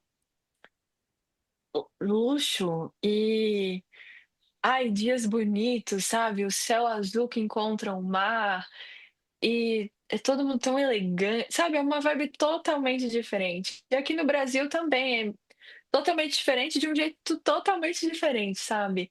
Acho que ter essa experiência é isso, de ver esse mesmo esporte que a gente ama por lentes diferentes é muito interessante, é de um tamanho privilégio. Qual foi o momento mais marcante dessas vivências? Eu acho que talvez tenha sido a primeira vitória do Russell na Fórmula 1, porque foi no GP de 2022 aqui do Brasil, e foi o meu primeiro GP. Quando ele ganhou, ele não só ganhou, como foi uma dobradinha da Mercedes. Ele chegou em primeiro e o Hamilton chegou em segundo. E no minuto que ele ganhou, eu só conseguia pensar na foto. Naquela foto dele pequeno pedindo autógrafo pro Hamilton.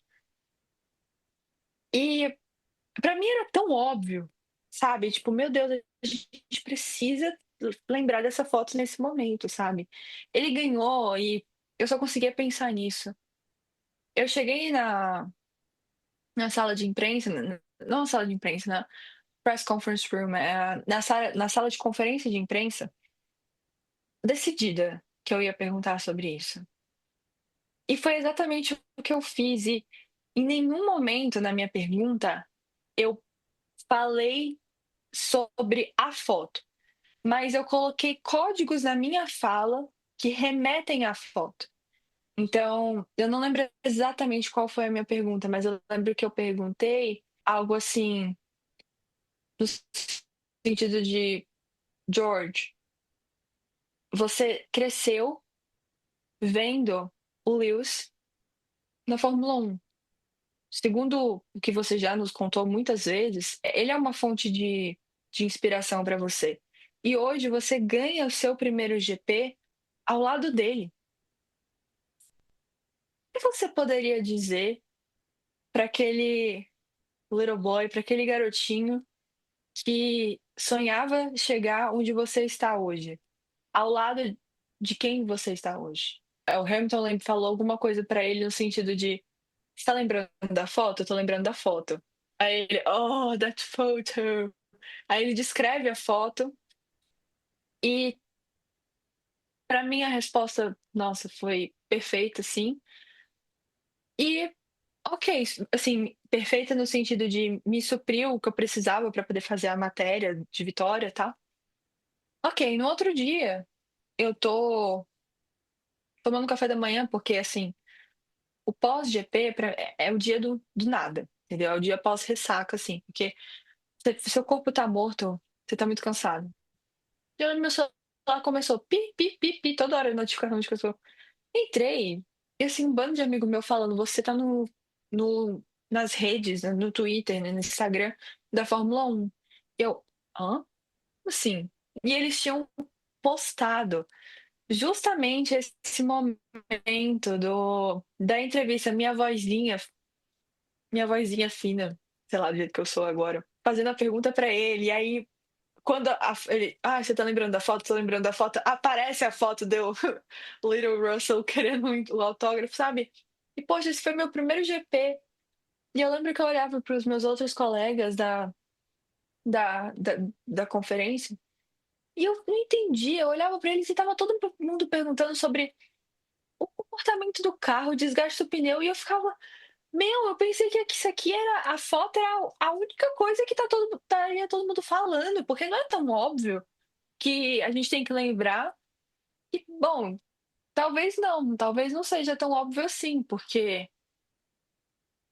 enfim, não foi algo que foi mencionado, pelo menos naquela conferência de imprensa, sabe? E graças a Deus que eles lembraram da foto e a foto foi mencionada, porque de fato ela resume muita coisa, ela significa, ela ganhou muito significado, principalmente depois daquele momento. Então, assim, eu guardo, não sei, eu guardo esse momento assim como um momento muito importante, assim, pelo menos uma memória muito boa dessas coberturas de evento. O que o público não vê sobre um jornalista no paddock, no trabalho. Todo perrengue. Ah, quebrou o carro do fulano. Acha que é só entrar no box e falar com ele, o que aconteceu aí? Meu, isso já é difícil fazer isso na categoria brasileira. Imagina na Fórmula 1. A gente nem tem acesso ao box para poder você entrar. No box você precisa ser convidada, que nem vampiro, assim, The Vampire Diaries. Você tem que pedir permissão se você é vampiro para poder entrar na casa de alguém. É a mesma coisa. Não é tão fácil você obter informação. Tanto que tem muita gente que desiste desse caminho por não ter essa entrada. E realmente é muito difícil, às vezes até um pouco desmotivante. Não são todas as salas de imprensa, infelizmente, que tem uma comida boa. Então você passa horas lá trabalhando com uma comida que é um ok, mas olha onde você tá, sabe? Olha um pouco para ao redor, acho que às vezes você olha assim e fala, não, isso aqui vale a pena. Então, assim, são muitos sacrifícios que você tem que fazer.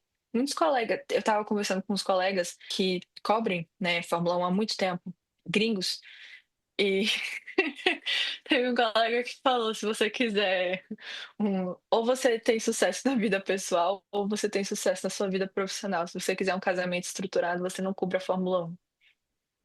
Eu falei, tipo, oh my God, tipo, aí ele, é verdade, eu amo minha esposa, mas eu tô separado dela há X anos. E o outro, eu tô sem ver meu filho nasceu e eu tô sem vê-lo há X meses e eu tô perdendo essa fase crucial de crescimento. E aí ele, imagina pra você como mulher, porque eles, né, todo mundo ali que eu tava falando eram todos homens. Imagina pra mim, mulher, né, se eu quiser ser mãe, porque assim, eu tô nova, mas eu não pretendo ser mãe agora ou tem nem namorado, tem nem como, né? Mas enfim, não tô nesse estágio da minha vida particular, digamos assim. Mas e quando eu estiver? Eu vou querer continuar nesse meio. Então, assim, são muitas reflexões que eu rolo nessa vida cobrindo, seja Fórmula 1, automobilismo, esporte ou numa seara maior, sabe? São muitas renúncias que você tem que fazer, aniversários que você não tá. Você tem que botar num prato e você saber equilibrar. Mas eu duvido que o público tenha tamanha noção desse sacrifício, sabe? Você agora tocou num ponto, é um ponto bem delicado. É. Porque, assim, meu sonho também é, tipo, trabalhar na Fórmula 1 e, tipo, viajar o mundo junto com a Fórmula 1. Só que às vezes eu também me pego pensando, mas e depois, quando eu quiser casar, como é que vai funcionar? Porque é um sonho que eu tenho e que estou trabalhando e construindo esse caminho para alcançar, mas tipo, depois do futuro, não acho que seja tão compatível, né?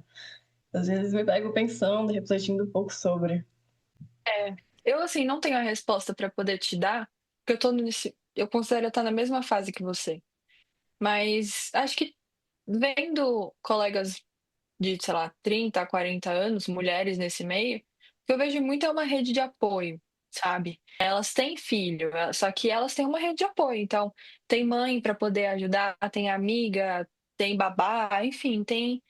tem essa rede de apoio. O quanto que isso é efetivo ou não, acho que vai muito de casal para casal, de maternidade, enfim, né, são muitos fatores e acho muito ingênuo você pensar: "Não, se eu quero vai dar certo". Calma, mas não é só importante querer, é você se preparar para isso e você pensar a forma. Se não der, vamos calcular a rota e tudo bem, mas se der, ótimo. Até vira um case de sucesso para outras mulheres, mas eu acho que é complicado, sabe? É uma coisa que eu penso bastante, na verdade. Como é acompanhar de perto categorias como Fórmula 2, 3 e 4? E quais diferenças você percebe em relação a essas categorias de base com a Fórmula 1, que é a categoria principal? O tanto de visibilidade que tem, o momento de vida dos pilotos e a estrutura delas. Fórmula 4, Fórmula 3, Fórmula 2 é muito rústico, mas é muito rústico mesmo. As categorias, né, os boxes, né, a estrutura.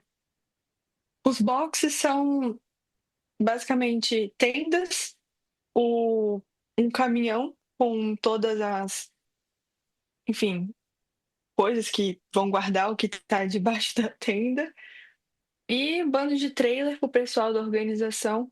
Precisa, né, de mesa, Wi-Fi, ar-condicionado, etc. Então é isso, é muito rústico. E eu considero o salto de Fórmula 2 para Fórmula 1 muito grande no sentido de estrutura, porque na Fórmula 2 você tá toda hora ali pensando no carro. A demanda de mídia é muito pouca. A quantidade de jornalista credenciado para a Fórmula 2 é pouca. Não sei dizer o quanto, se a demanda por essa credencial é alta ou não, mas eu sei dizer que a quantidade dos que são credenciados é muito pouca.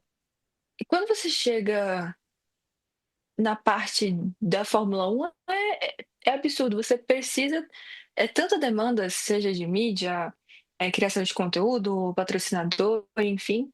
Lembrar que na Fórmula 2 os pilotos eles não estão necessariamente com media training, não estão preparados para poder falar com a mídia. Então, a chance de falar alguma coisa engraçada, abobrinha, dar alguma resposta que você não está esperando é muito maior na Fórmula 2 do que na Fórmula 1.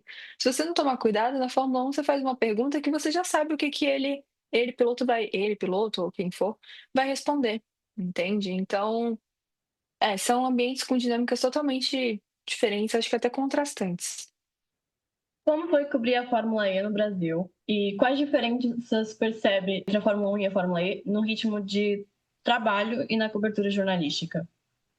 Quando eu cobri a Fórmula E, não foi para revista. Eu lembro de ter feito alguma matéria para revista, mas eu lembro que eu estava credenciada como repórter para a Folha. E assim, a diferença que eu vi nas duas acho que a principal é a estrutura. A da Fórmula E de fato tem uma estrutura, vamos lembrar que o campeonato é FIA, né? Mas, por exemplo, o público não é o mesmo, sabe? A dimensão da categoria nem se compara com a da Fórmula 1. É luxuosa, mas a Fórmula E, mas é mais para um lado da eletrificação, sabe? Então, você vê marcas, mas você vê tipo BYD, você vê marcas que estão ligadas, GWM, enfim. Tem muita gente ali do business, mas é do business, assim, do nicho elétrico, entende? É um nicho de luxo, mas voltado para o mundo elétrico. Na Fórmula 1, não, é diverso. Tem gente da Rolex, tem gente era da Tag Heuer, né? Mas você vê de tudo. Você vê da Tommy, sabe? Tipo, relógio, roupa, pneu, entende? Então, é luxo, mas de diferentes segmentos e é uma dinâmica diferente. Tem demanda de mídia na Fórmula E, não presumo ser tão grande quanto a da Fórmula 1. E sobre cobertura, eu acho que em certo nível é parecido, porque você está procurando boas histórias, mas você sempre tem um. Qual que é o foco? Né? Quando fui cobrir pela Folha, a questão era essa categoria não é tão conhecida pelo grande público, como a Fórmula 1 é. O grande público pode não saber, ai, quem é fulano de tal exatamente, ou quem ganhou a última corrida, mas sabe o grosso, sabe? Sabe, tipo assim, quem é Hamilton, sabe quem é Senna. Se você falar de Fórmula 1, alguma pessoa que nasceu, que estava viva em 94, provavelmente vai falar assim. Ah, eu lembro de ver o Senna correr, sabe? Alguma coisa assim. Então, Fórmula 1, a pessoa tem algum nível, algum repertório. Agora, Fórmula E é difícil a pessoa ter esse repertório. Então, minha abordagem era muito mais assim, falar do carro. Em vez de você procurar falar do piloto, a história do piloto. Então, em vez de você falar o nome, que provavelmente a pessoa vai ler e não vai saber bolhufas sobre quem é esse cara, você conta um pouco a história do cara. Então, sei lá, exemplo que totalmente imaginário que não representa a realidade. Piloto que teve carreira financiada por marca X, chega à Fórmula E e ganha corrida, ganha a primeira corrida no Brasil. Ótimo, porque aí pode ser que a pessoa se conecte com o título de alguma forma, entendeu? Do que você falar, fulano, que ninguém conhece, ganha a corrida. Então, acho que são essas a diferença. É público, plataforma, pessoas conectadas a ela, são nichos diferentes. Você percebe mudanças no perfil das pessoas que hoje ocupam esses espaços e como isso impacta o jornalismo esportivo? Ah, totalmente. Seja da perspectiva fã ou, tipo, seja essa diferença, né, por parte entre os fãs ou entre quem tá cobrindo, certo? Você vê muita mulher mais hoje em dia, por exemplo. Era muito mato antes, sabe? Era muita pouca mulher, você não se Você não. É que nem eu falei no início, eu não sabia que eu tinha. Que era uma possibilidade eu estar ali. Talvez se eu fosse pequena hoje, vendo como é o cenário de hoje em dia e pensando minha carreira no futuro, talvez eu projetasse isso como uma possibilidade. Mas você vê também um público mais jovem. É exatamente o que as tendências do mercado estão falando hoje em dia. Um público feminino, jovem, que está interessado não só pelo esporte, mas as histórias que estão inclusas, anexadas ao espetáculo principal, que é a corrida. Eu acho que é um público que vai para além do aspecto técnico e da parte do. E isso acaba refletindo também em quem tem interesse em cobrir. Então, digamos assim.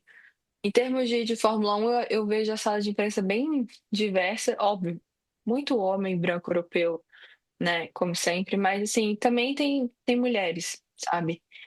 Tá aumentando esse número. E do público, como eu já falei, é indubitável esse maior crescimento e diversificação, digamos assim.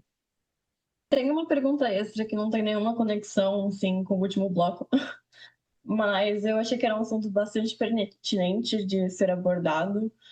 E não sei o quão pessoal é para você, por isso eu espero não estar sendo invasiva, mas ao longo do episódio você mencionou algumas vezes a terapia nesse seu processo de constante crescimento. O quão importante cuidar do seu lado emocional foi e ainda é essencial para sustentar essa evolução profissional e se manter firme num ambiente tão exigente. Acho que é tudo. Terapia é a base, porque eu sou uma pessoa que eu preciso, eu sinto muito, eu sou muito empática. É muito comum, nossa, quantas vezes já não aconteceu comigo? Eu tá no metrô ou eu tô num ônibus, alguém tá do meu lado, a pessoa tá chorando, eu não sei quem é essa pessoa, mas eu estou chorando por ela, eu tô de fone, não ouvi o que ela tá sentindo ou li o celular dela assim pra poder ver. Não, eu só da energia dela eu absorvo de alguma forma. E aí eu, quando eu tô chorando, gente, que isso? Então, assim, num meio como esse, que é intenso, sabe? Às vezes até parece um umbral, assim. Você precisa, eu no caso, eu preciso estar conectada com algum tipo de terapia. E no caso, enfim, justamente para poder ter uma válvula de escape, sabe? Alguém para poder me ouvir e, poxa, é um profissional, entendeu? Porque, claro, eu poderia chegar em casa, ligar para minha mãe, falar com os meus amigos, claro, isso ajuda. Mas tem aquela coisa do tipo, você vai falar tudo, a pessoa pode ficar preocupada com você, sabe? Mas um profissional, ele tá ali justamente para poder te ouvir, acima de tudo. E se ele não te escuta, depende da abordagem, claro, mas talvez seja um problema com ele, entende? Mas assim, No caso, o meu acompanhamento faz muito sentido para mim, porque é aquela coisa, eu já gosto da autorreflexão. Se eu tô conversando com a pessoa sobre algo que me ocorreu ou qualquer coisa, eu já tô fazendo essa reflexão em voz alta, isso me ajuda muito a pensar e colocar meus pensamentos no lugar. Uma coisa que me ajuda também é isso aqui, que é meu caderninho. Eu eu tinha um, já acabei com ele, esse aqui é outro que eu comecei. É escrever, e não escrever bonito, "Oh, meu Deus, uma coisa que vai ser publicada e eu vou entrar para a Academia Brasileira de Letras", não.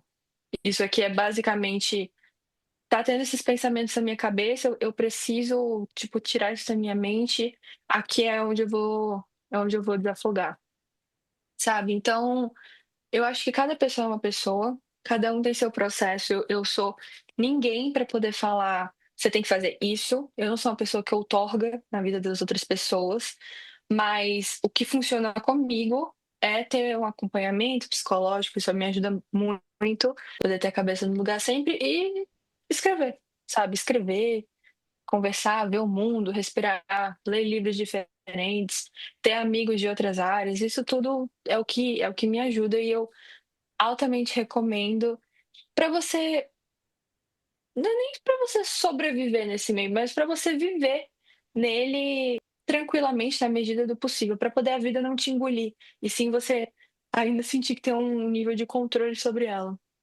Até porque acaba que sua profissão tem muita relação com os outros e a terapia acaba sendo um momento seu, que também é algo muito importante, né? Uhum. Super, é exatamente isso. Maria, muito obrigada por compartilhar sua história e os bastidores do seu trabalho. Antes de encerrarmos, queria te pedir uma mensagem final para quem está nos ouvindo. E que conselho prático você daria para quem quer começar uma carreira no automobilismo e se destacar na área? Aproveite as oportunidades que aparecerem, não importa se for uma coisa que pareça ser pequena ou uma coisa enorme, gigante, vá atrás, vai criando seu portfólio, vai aferindo o que que você gosta, o que que faz sentido, o que que não faz sentido para você, vai montando a sua vida a curto, médio, longo prazo, seja aberto, enfim, a mudanças, tudo. E é isso, se permita viver um momento. E aí também costuro com o que eu falei no meio do episódio, que é: se mantenha uma pessoa curiosa, faça as perguntas, questione e também saiba ouvir. Se coloca no lugar do seu entrevistado, seja curioso em relação à vida dele, não só fazendo perguntas, mas ouvindo o que que ele tem para dizer. Essa é a chave para você encontrar boas histórias, e por boas histórias eu quero dizer aquelas que merecem ser contadas. E, bom, como palavra final, o que eu posso dizer é: esteja presente, seja feliz, corra atrás do que faz sentido para você, seja empático, tente sempre estar na sua melhor versão para poder fazer o seu trabalho. E se isso não é possível em algum momento, pelo menos seja você. Acho que se manter verdadeiro para si mesmo é a parte, assim, mais essencial que pode ter na sua vida. Olhando para o futuro, onde você se vê profissionalmente nos próximos anos e que conquistas ainda sonha alcançar? Daqui a alguns anos, eu gostaria muito de estar trabalhando com produção audiovisual, com roteiro. Queria muito estar dirigindo projetos, filmes e conectada com o esporte, mas respirando outros ares. Acho que tem muitas oportunidades, muita coisa para poder rolar, mas resumindo tudo, eu espero estar contando histórias. Foi um prazer ter você aqui no Breaking the Grid. E espero que essa conversa inspire mais mulheres a ocuparem os seus espaços no esporte. Até o próximo episódio. Eu agradeço muito a oportunidade, fico muito feliz. Um beijo para todo mundo que está assistindo.